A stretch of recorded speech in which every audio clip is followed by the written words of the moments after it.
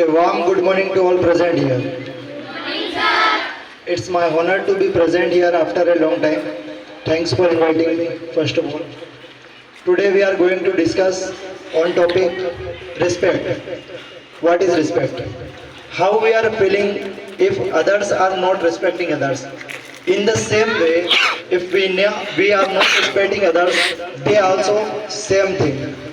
Actually, respect is an investment which return us back in same way as we are giving to others.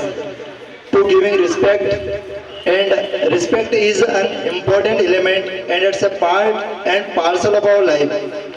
It's just like an investment. As we are giving others, they are giving to us. So respecting others is most important in our life. And at last I want to say few lines.